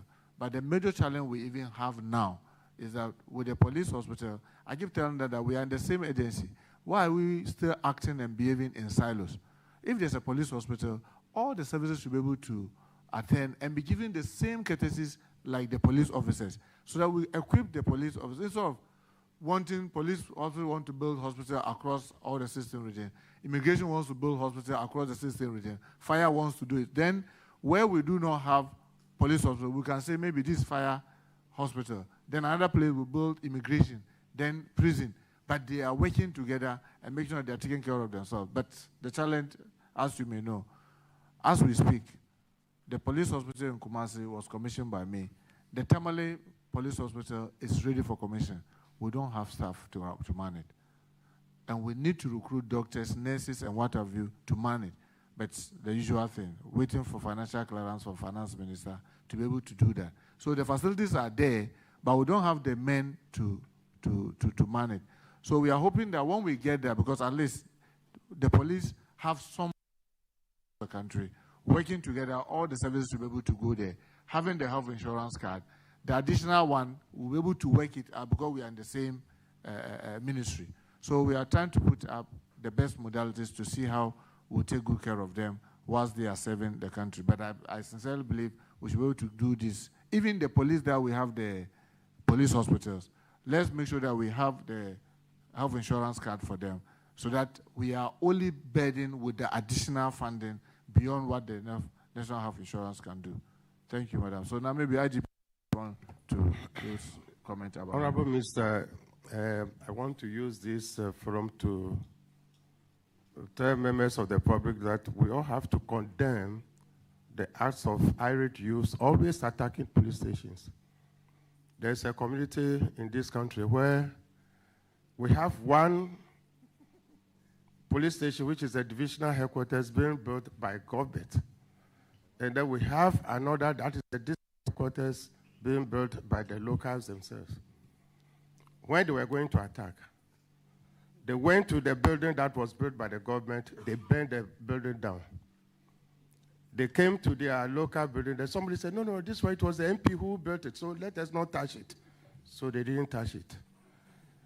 And so today, when you are in your area and you are asking us, we should come and open a police station, we'll ask you to build a police station yourself. And it is when you build a police station, and all those areas where there are these disturbances, they never attacked the stations that were built by the community themselves. And it is not good for this country. And so if you ask of closing down, yes, we'll close down because you have destroyed the station. Mr. IGP, that cannot be the response because there are several places in this country where mobs have attacked police stations, but we never hear that the police stations have been closed down. So, Honorable Minister, for me, I don't think that should be the response. It's like the fact that your child, yes, pees on your lap doesn't mean you should cut your lap off. What can you do to help strengthen your engagement with the community there so that they will see that you people are there to protect them and they are also there to discharge their mandates as citizens? But clearly, I don't think the answer should be the shutting down. I'm not happy with the way things went. The fact that Madam, they what will I attacked say, the Madam? place, the fact that it was burnt down. Madam, this is the answer I have to give, Madam. There's nothing Can more I than finish, this please? answer. Can I finish? The Yes. fact that you even some of your men were hurt. I mean, it is not something that we are happy with. But I don't think that the police is there to protect people, protect property, protect the community. I don't think that should be the answer. Maybe if there are certain sanctions that you put in place to help reduce these things, yes. But the answer shouldn't be that just because my son or my daughter has done this, you are no more my son, you are no more my daughter. I have disowned you. Madam That Chair, shouldn't be the case. well, Madam Chair, to say that you have to understand where the IG is coming from. I must say, he hasn't closed any police station without first talking to me. And each time each time he comes to me, I ask, what is the situation like? And I can tell you, Madam Chair, I know of the old Tafoda. Madam Chair, are you listening? Madam Chair, you asked a question, so I'm trying to answer. If you could listen so that we are not denying that we'll close some stations. What I'm saying is that there's not a single one he closed, the IGP closed without talking to me as the minister. And each time he came, I have asked some questions. One, what is the situation like? He will give me what we call the situational report. And I've cross-checked each of it with the regional minister. And in some instances, in the case of Eastern Region, you can find out from our colleague, the regional minister, where I tasked her to even go to the community. Each of the instances where we had to close, each of the instances that we had to close, it is when our men are in danger. One, the men that you have there are not many. And the community mob outnumbers the police. We do not want a situation where anybody will lose life because of the confrontation with the police. So we'll say that, can we close it temporarily? Whilst we get the regional minister and others go in, intervene, calm tempers down, then we'll reopen. Because it is for safety of our men. It's not that we are doing it as a punishment to close down so that, because in that heat, you see, the challenge that I've noticed over the period is that when you anger the police, you assume that he is professional, he should be able to out professional, but with the greatest way, it's like you and I, the same blood, the same. So once a stone hits him, he begins to cock his gun. And then when there's death, then we are on them. So but when there's danger, but where we have men, let's say we have a barracks, the men are many, or maybe there's even a nearby police station or place that we can call for reinforcement, we quickly call for reinforcement to enforce the law and order and protect the men that are there. So all those instances that you notice that you check, you see that it's a small police station where the men are few and the irate youth, the anger is so high that you want to get tempers down. So you can be rest assured. I can assure you that we will not run away from our responsibility. That because you have shot and killed a police officer, so we are packing out of a whole region or out of a whole district or out of a whole town. But during that period where temperatures are high, what we do is that we withdraw, and there are so many examples. I'll tell you, like Boko, when they were at a peak of time, they attacked the divisional command, they burned the police station. Even our men who were living in private homes, we have to withdraw all of them into a camp, the military camp, just for safety. Not even only them. There were immigration, fire, we had to quickly move into the camp just to make sure that they safeguard. Then it is only the military then who were stepping out with armored vehicles to make sure that tempests calm down before we go back to be able to open. In Nkranza, I can tell you, so we have a number of instances, but it is on the situation and the need to do it. It's not an arbitrary thing, but we do it on the need to do it. And usually, it's not supposed to be for a long period. It is just to make sure that tempests are down, we get our men back, we refix the place. But what we want to make an appeal through all of us is that we should be able to talk to our citizens to know that police are supposed to be our friends. The time where we have a police force is different from now we have police service. They are supposed to serve us. They are supposed to be our first line of what you call a protection. That's why you see that in the case of the military, because they are not trained to manage people, even if you throw sachet water to a soldier, he throws bullets back to you. Because for them, anything you throw to him, even if you throw a handkerchief to a soldier, for him, that's a missile. And then he will fire you with a bullet. So, but the police are not like that. But sometimes when they are in danger, we need to appreciate that we need to de-escalate, especially where they are blaming one police officer or the other for the cause of a death or injury. If you don't do that, you are not careful, you may escalate the whole thing. So, Madam, be rest assured, if there's any police station that is still closed, I can assure you that together with the IGP, we'll take steps to get them open. Thank you very much, Mr. Minister. You know, the letter did not say that it was they are stepping it down for a while to look at the situation and get back. They are closing the police station. They are sending their men outside. And I'm thinking maybe, I know they also reacted to a suspect dying in the custody of the police.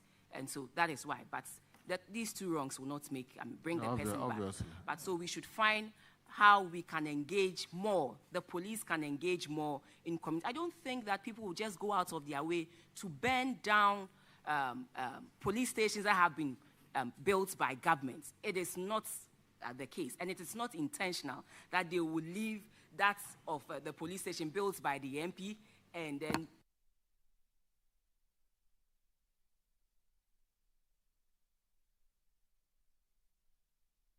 over the period I've been an MP, I have built more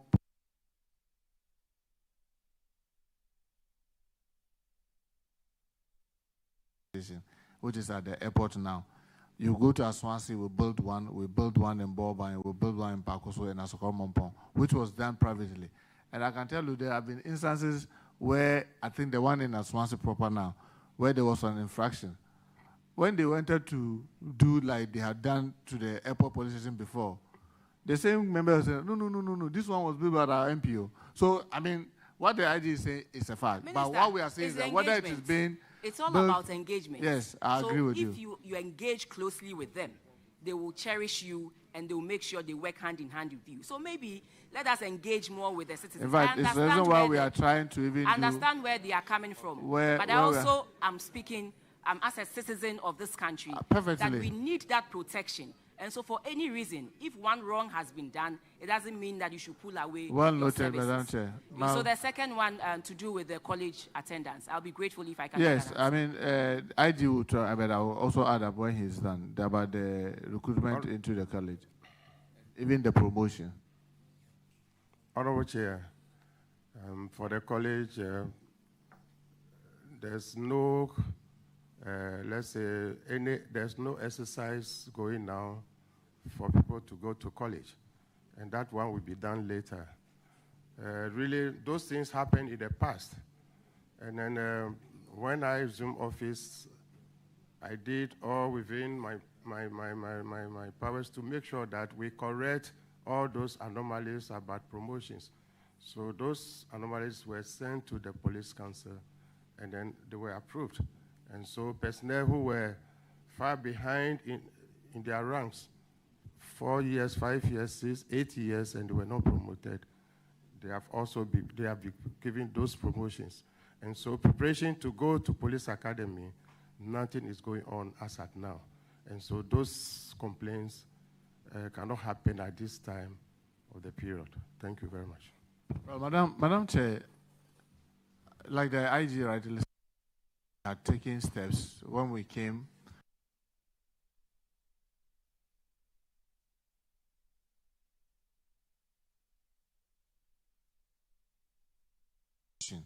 As you and I speak, we have, I think, about 7 petitions that has been looked at. We have the police council meeting sometime maybe this week or early next week.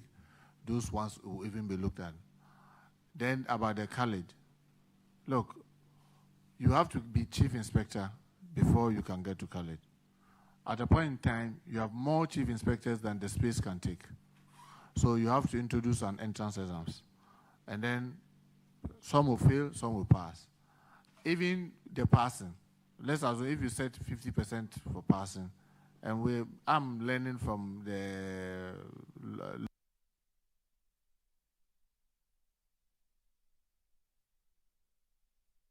take the first 200 to go. Another opportunity comes, the others to go. I know your challenge, the challenge is about the transparent nature of it. How transparent is it? So that we are trying to make sure that we put up the right modalities to make sure that when it is done, you will not have this unnecessarily suspicion that someone who didn't qualify has been given an opportunity to go, whilst those who qualify are sitting behind. Since we came, there hasn't been any opportunity to go to Cali because of this same financial clearance. But we are working at it, and I can assure you and the general public is that when the time comes and we are going, we will make sure that the right things are done.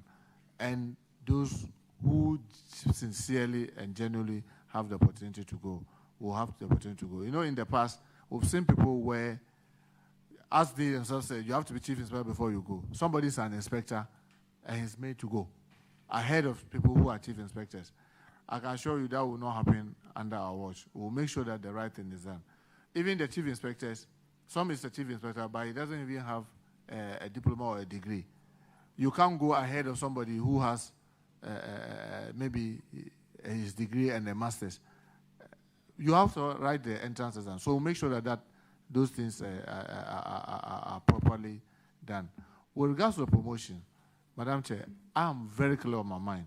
Even the police administration themselves don't feel comfortable when I say it. I don't see anywhere in this world where what they are doing happens. With the greater respect, when I see around this table, I've been in the Chamber of Parliament longer than any of you. So when it comes to Parliament and what we do, I know we all know ourselves. And even though we might have come in the same year, we know each other's worth. You just sit in the police, 4 years, it's time for promotion. Then all of us are promoted.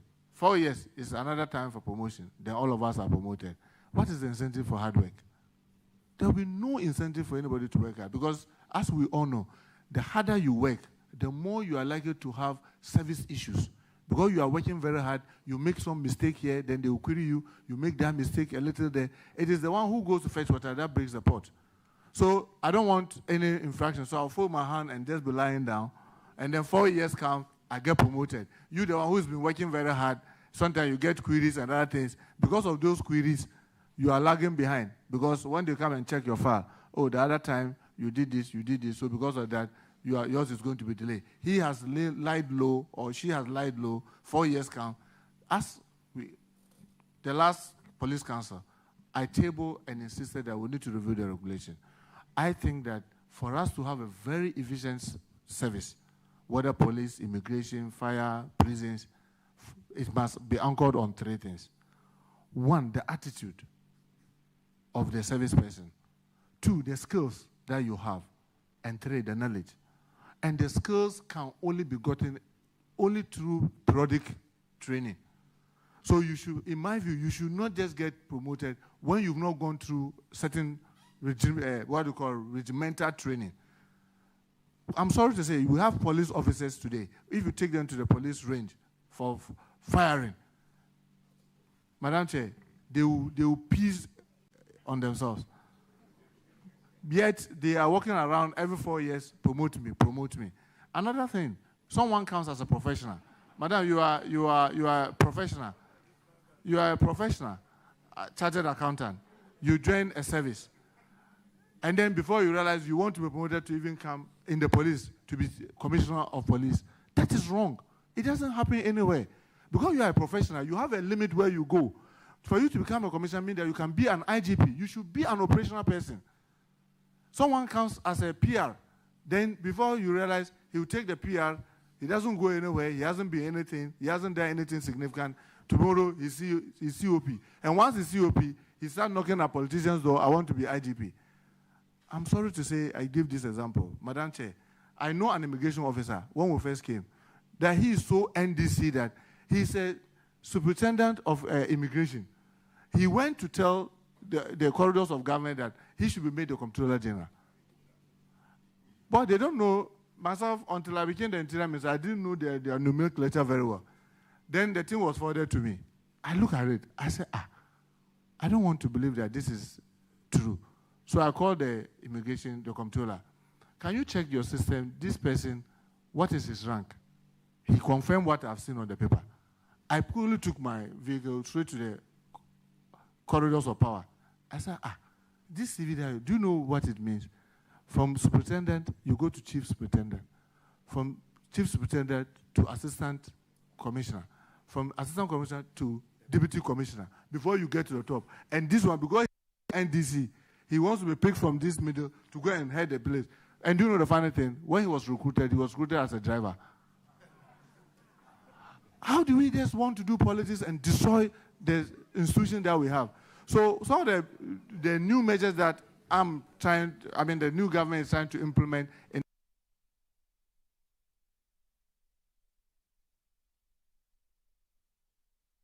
I was somewhere where a fire officer who is a driver, he has driven the fire tender for long, and I got into a stage. He thinks that he should be able to cross to the next level without passing through the exams. I said, no, you must pass the exams. With the greatest respect, you may be Senator Rawlings, the daughter of President Rawlings, who formed NDC. Once you are in the service, you must pass the exams before you can cross the next level. We are not just going to jump you.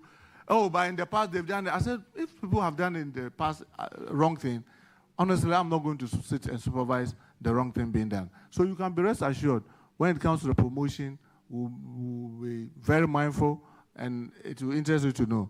When we are even going for police council, I'll tell the IGP, IG, can I know currently, you know what they call with the services, depending on the size of the service.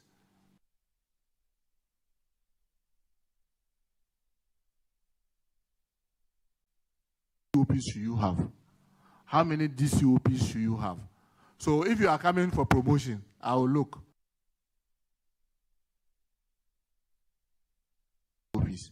Now you have 15, and you are saying that I should promote 6. Then I said that it will pass your established positions, because you are supposed to have maximum 20. Now you have 15, and now you are bringing 6. That will make it 21. So among them, who is the junior most? He should wait. When is somebody retiring? You have to match all that. And they are not comfortable. I know. They are not, but I keep on saying that, look, we cannot keep doing the wrong thing and expect that magic will happen. Some people should be firm to say that let's do the right thing and let's see what the right thing will do. I know people have told me, whispered into my ear. Okay, you sit and be doing the right thing. Another government will come and mess all the right thing that you've done. At least once I'm there, let me do the right thing. That is the best thing. So thank you so much, Madam Chair. Thank you very much, Honorable Minister. This is Parliament, so we don't clap here. But this is an extension. To be honest with you, this is was worth the wait. We should have met you in August. And then for one reason or the other, we couldn't meet you because of your schedules and our schedules as well. And so it was worth the wait. And thank you so much for this interactive session. I wish you all the best. I pray and hope that you all discharge your mandates as is expected of you, so that at the end of the day, it is Ghana that wins. Thank you. Honorable Ranking, over to you.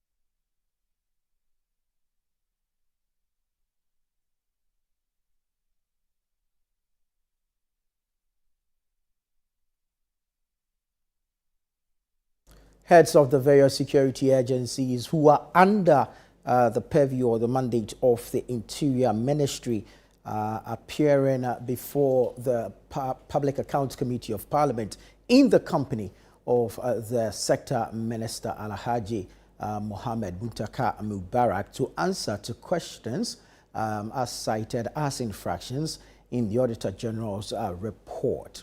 The committee is looking to generate or derive some answers from various state institutions, agencies, ministries, and departments regarding the Auditor General's report. And so we'll be sitting from time to time, inviting some of these ministries and the departments and agencies under them to answer to some of these questions. We're bringing you live coverage from Parliament where the committee sits. The Ministry of Interior has just been discharged by the committee, and we're taking a break with them. Once they call on the next ministry, we'll turn on our cameras and bring you live proceedings. I am Nanatu Boateng. Many thanks for your time. Keep watching Channel 1 TV.